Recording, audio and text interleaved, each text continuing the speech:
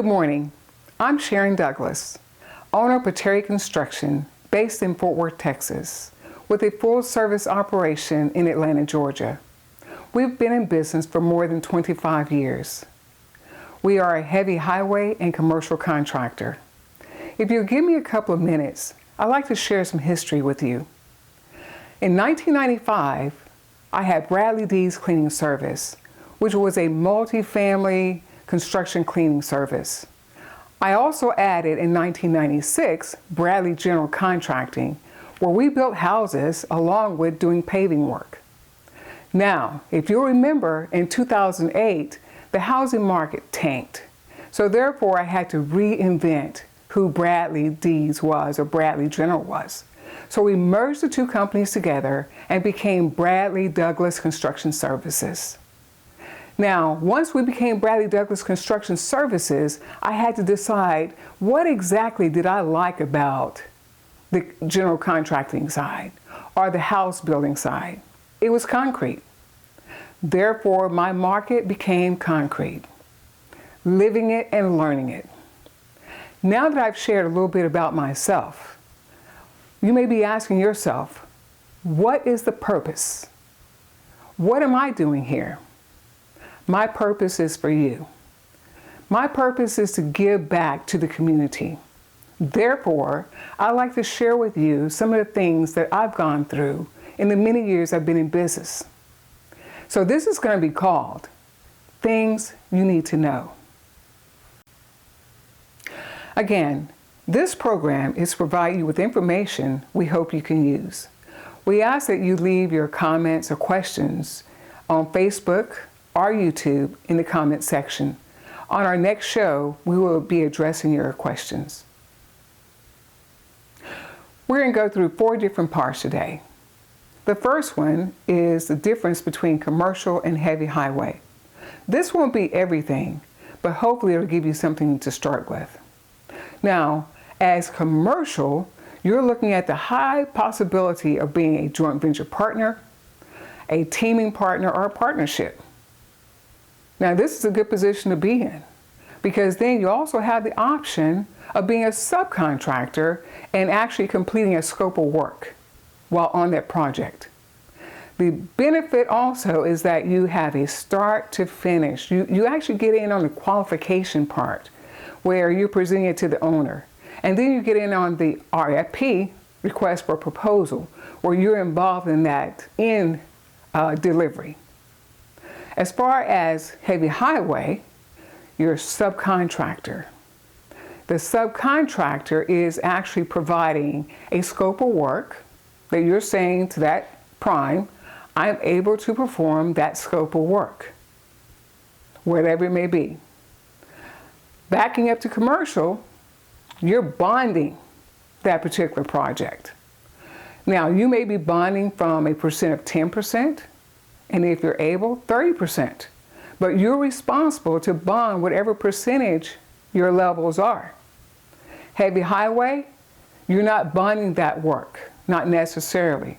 Unless there's a certain level or you do not have the experience base with that particular contractor, they may ask you to bond.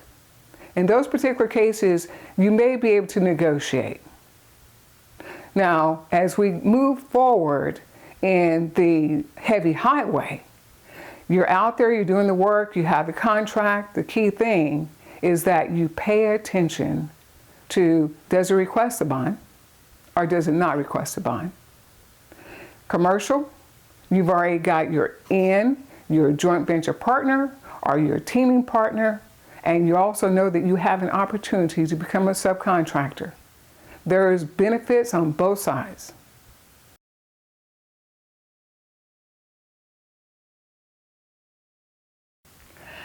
Let's talk about your first contract. Oh my goodness. You saw your first contract and all you saw was that dollar amount, $500,000. That's the only thing that stayed on your mind. But you didn't read the contract 100% because that dollar amount just kept on reeling your mind in. Stop. Look at the contract. because it is called the trickle-down effect. Whatever is coming from the owner is trickling down by way of the prime contractor to you. You need to understand that. You need to understand what impacts you, the small contractor. We can talk about negotiations, because we're going to back up. Negotiations. Did you talk about this before you walked in the door?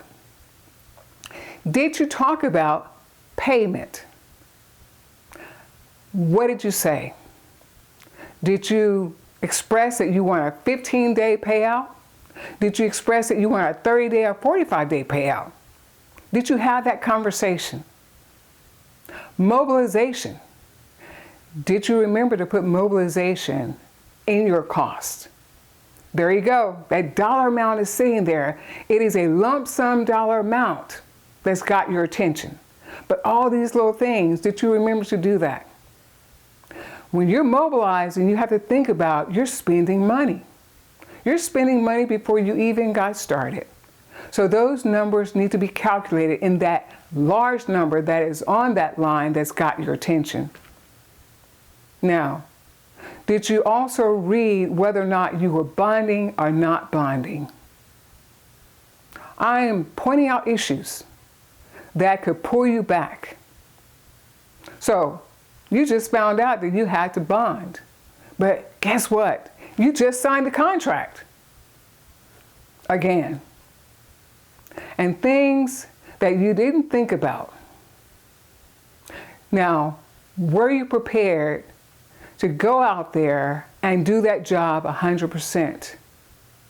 Did you request a minimum volume before you mobilized to that location? If you didn't, you just messed up.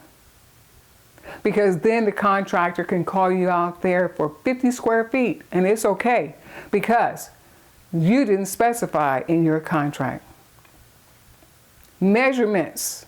Be sure you understand measurements, and if you're a concrete contractor, be sure you understand what a yield is in your measurements.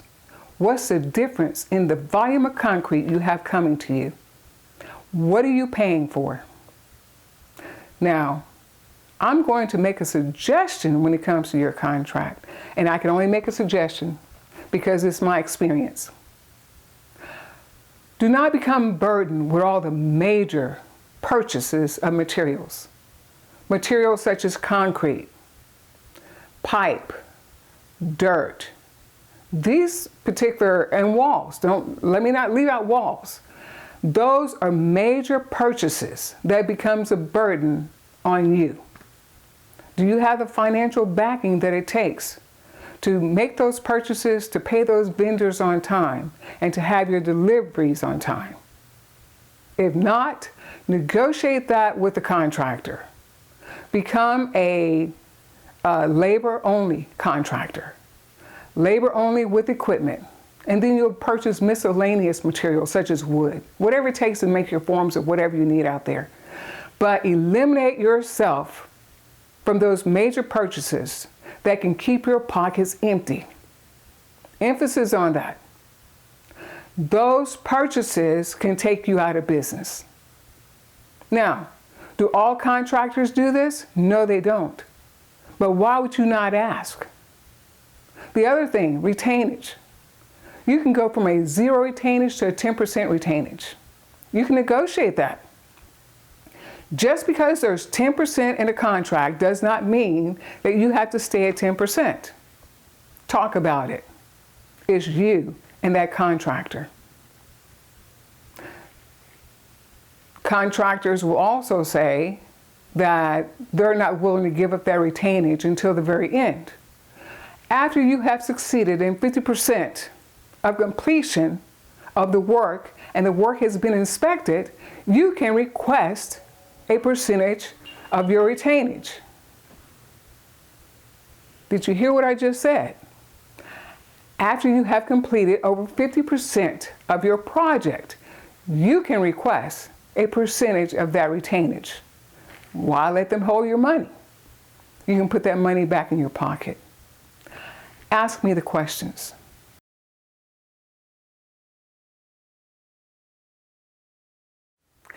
The next section I'd like to cover with you is building your relationships with the vertical and the horizontal contractors. Why? So many times we are sitting there thinking that, why am I not getting that phone call? Or I should be in that project. The key thing is, have you done what it takes to do either? Have you reached out to the MBE managers of the different prime contractors? Have you reached out to the coordinators of TxDOT to get them familiar with what your capabilities are? And furthermore, do you have a capability statement that will talk to what you actually can do? It's so important, because the prime contractors don't have time to go through and remember, that's the key, and remember who we are. So what do? First of all, I look to see if they have outreach. I look to see who is listed, even on Google, as the MBE manager for that particular prime contractor. Or I look in Google to see who is the location for TxDOT. It could be the Dallas district, it could be the Fort Worth district, or whatever district. Okay? So keep in mind, I also work in Georgia, so therefore I'm looking for who is the contact at that location. They didn't know me, but I had to make a point. I had to put emphasis on who I am, what my capabilities are, and to make sure I had all my pre-qualification paperwork done. Those are so crucial. Again, getting relationships built on who you are. You've got to be the person that sells you. No one can sell you like yourself. So start with your pre-qualifications, start with your statements of work. Know what your capabilities are along with your capacity. That is so important. So many times there are small contractors that get out there and they don't know the difference between either. They all go together. Know what you're able to do. Don't overstep your boundaries. Okay, you may stretch a little, but keep in mind, a lot of people call it stay in your lane. When you're out there building that relationship, your reputation builds your relationship. We want to make sure that not only you start that project, but you complete that project. Ask me the question.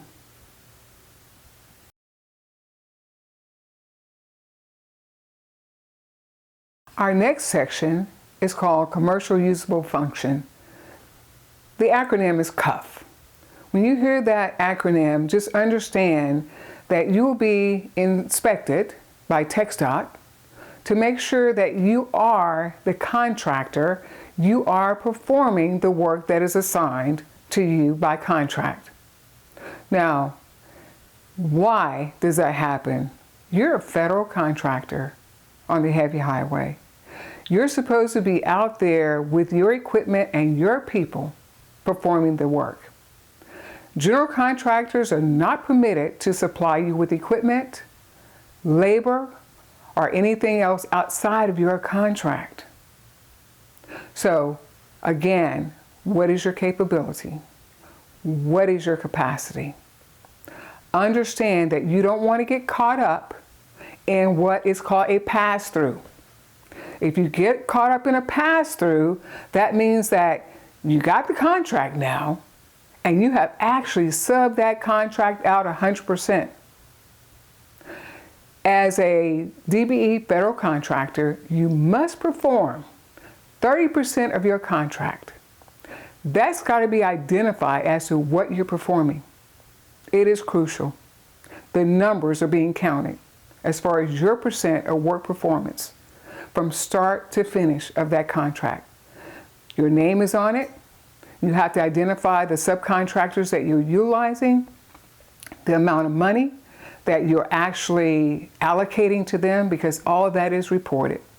Again, you do not want to get caught in what is considered a pass-through.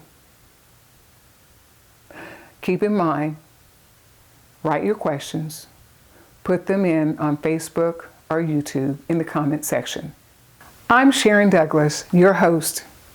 I hope you gained some knowledge today from what was presented.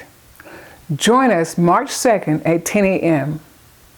Grab your cup of coffee and join us for what it means to be a DBE.